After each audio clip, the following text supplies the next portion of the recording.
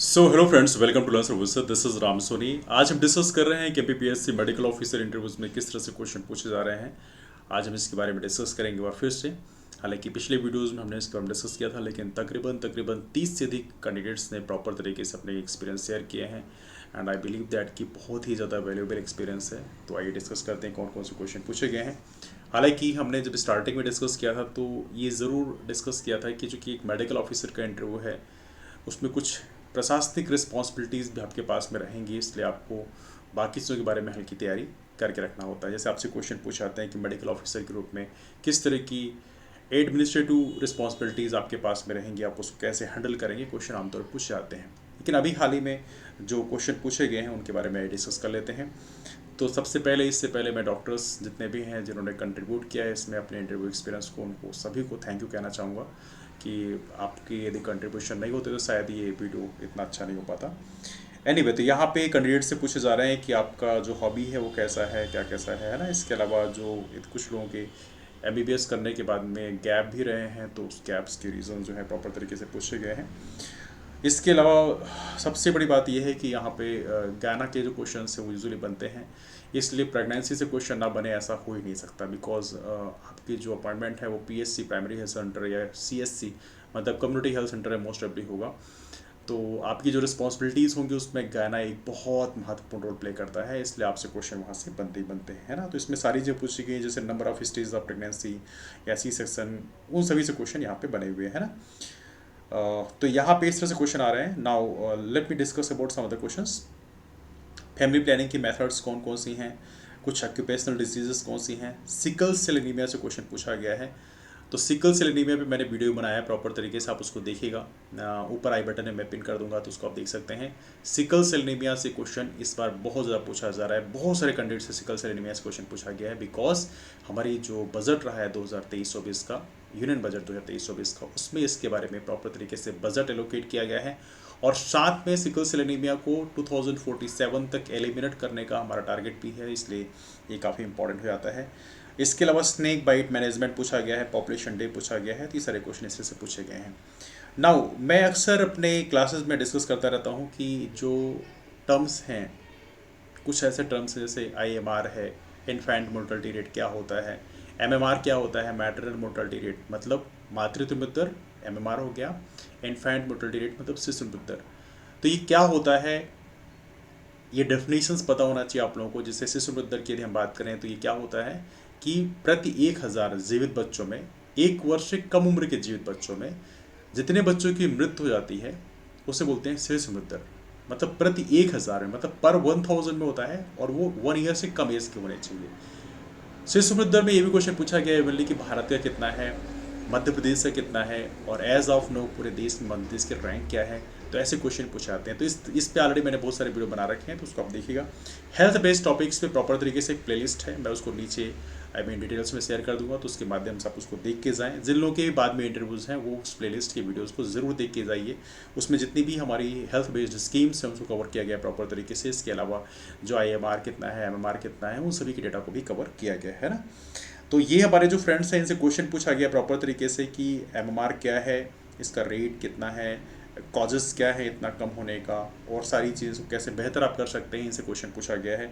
Avonlea हमारे बाकी जो दूसरे फ्रेंड्स हैं उनसे आईएमआर का क्वेश्चन पूछा गया है। तो इस तरह से क्वेश्चन पूछे गए हैं, थोड़ा सा आपको तैयार करके रखना है।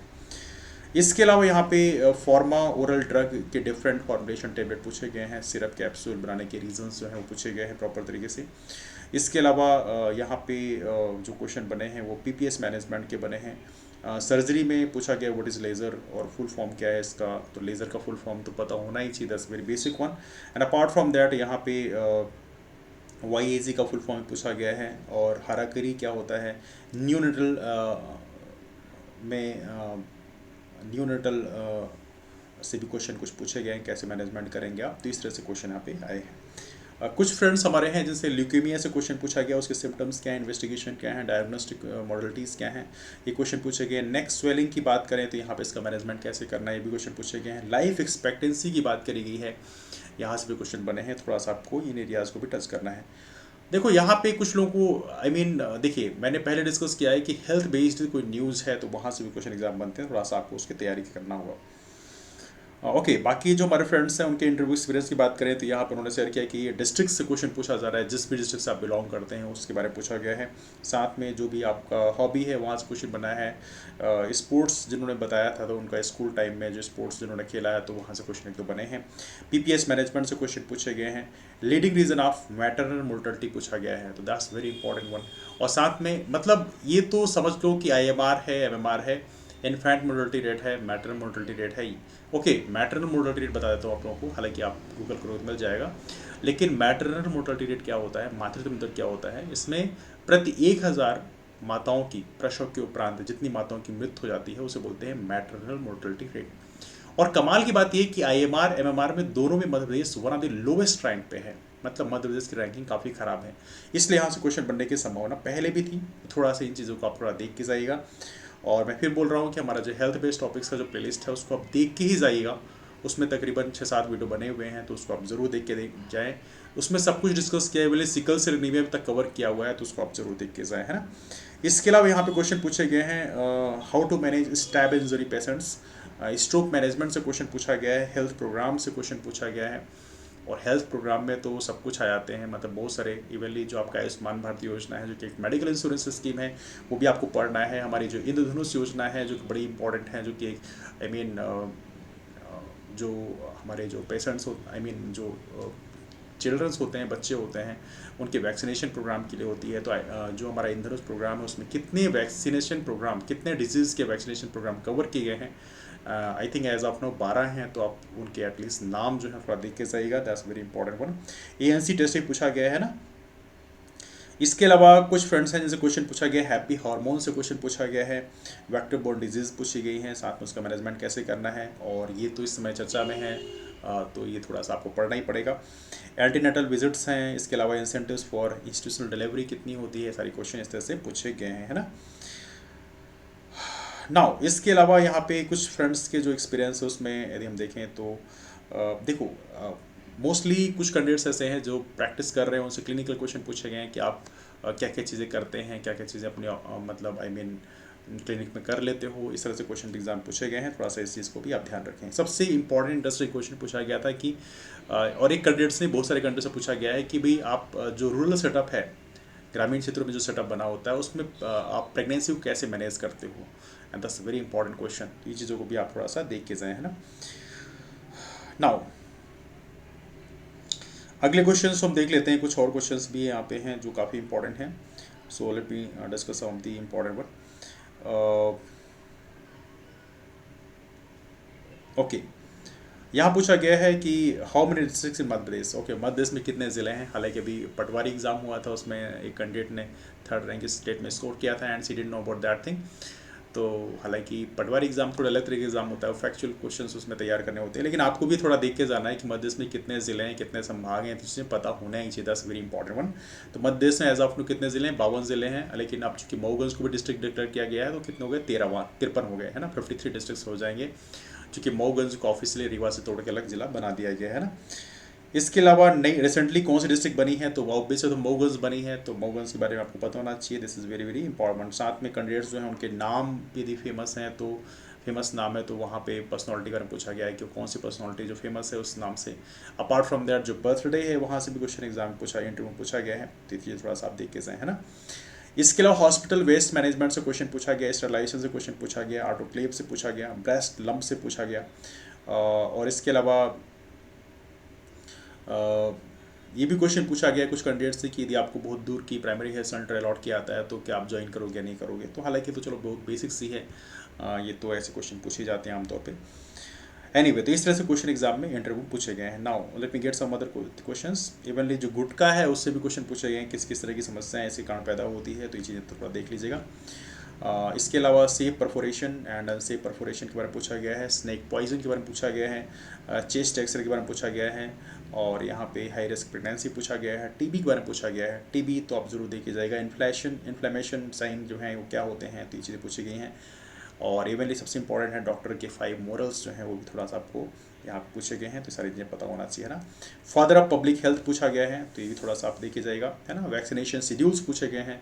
फ्रीज ड्राइड वैक्सीन पूछी गई हैं। Sickle cell crisis, sickle cell anaemia से क्वेश्चन मैंने बोला था कि पहले भी कई सारे इंटरव्यू में पूछा गया है, तो ये तो मान लो बहुत समझ के चलो कि बहुत ही पोटेंशियल क्वेश्चन है। IMR MMR भी बहुत पोटेंशियल क्वेश्चन है, ऑलमोस्ट हर एक इंटरव्यू में पूछा जा रहा है, हर एक तो मैं नहीं कह सकता, लेकिन हर 5वें 6ठे इंटरव्यूज में पूछा जा रहा है, तो थोड़ा सा आप इसको देख के जाइएगा है। इसके अलावा अब्डोमिनल पेन के बारे में पूछा गया है, मिशन इंद्रधनुष के बारे में पूछा गया है। देखिए मिशन इंद्रधनुष के बारे में मैंने कई बार डिस्कस किया था कि आप इसको जरूर पढ़ के जाइएगा, और यहाँ से क्वेश्चन बनेगा, वो पूछा भी गया। सर्वाइकल कैंसर वैक्सीन पूछा गया है। अपेंडिसाइटिस का जो रीज़न है वो क्या पूछा गया है। साथ में जो सेंसेशनल लॉस हैं उसका नाम, उसमें कौन सी डिजीज़ होती हैं वो पूछी गई है ना। इसके अलावा ORS के बारे में पूछा गया है कुछ कैंडिडेट से। साथ में role of zinc in diarrhoea, zinc का रोल क्या होता है, बहुत ही महत्वपूर्ण होता है, आपको पता होना चाहिए। डायरिया के टाइम में जो जिंक है वो आपको प्रेस्क्रिप्शन है ज़रूर दिया आता है। साथ में डिफरेंस पूछा गया एम्प्यूल और वेल के बारे में बीच में, और साथ में ANC प्रोग्राम कौन कौन से हैं। विटामिन A के बारे में पूछा गया है, विटामिन B12 के बारे में पूछा गया है, उसका सोर्स क्या है, सारी चीज़ पूछी गई हैं।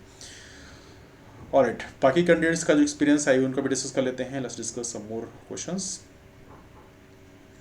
ओके, मैं आप लोग फिर बोलता हूँ कि जो हमारा टेलीग्राम ग्रुप है basically learn services medical officer, उसको आप ज्वाइन कर लेना, उसके लिंक मैं नीचे शेयर कर दूंगा, तो उसको आप जरूर ज्वाइन कर लेना। वहाँ पे सारे क्वेश्चंस दिए गए हैं ऑलरेडी, बहुत सारे कैंडिडेट्स अपने एक्सपीरियंस शेयर किए हैं, तो आप उसको जरूर देख लें है ना। Partial hanging and it's management, ये क्वेश्चन पूछा गया है, और साथ में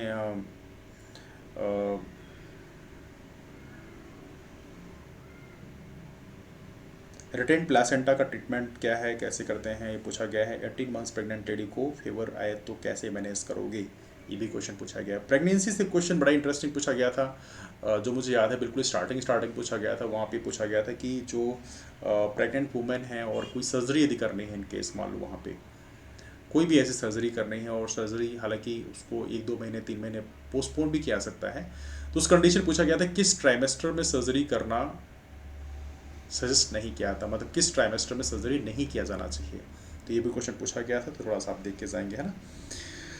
इसके अलावा यहाँ पे क्वेश्चन पूछे गए हैं, ओके ये तो पर्सनल क्वेश्चन है, कुछ लोगों से पूछे गए हैं, जैसे कि आप यदि 30-32 साल के हो रखे हो और आपकी शादी नहीं हुई है, तो they will definitely ask the question that कि आपकी शादी नहीं हुई है, क्यों नहीं हुई है, why are not getting married. तो ये सारी चीज़ें पूछना एक बहुत ही एक आम बात है।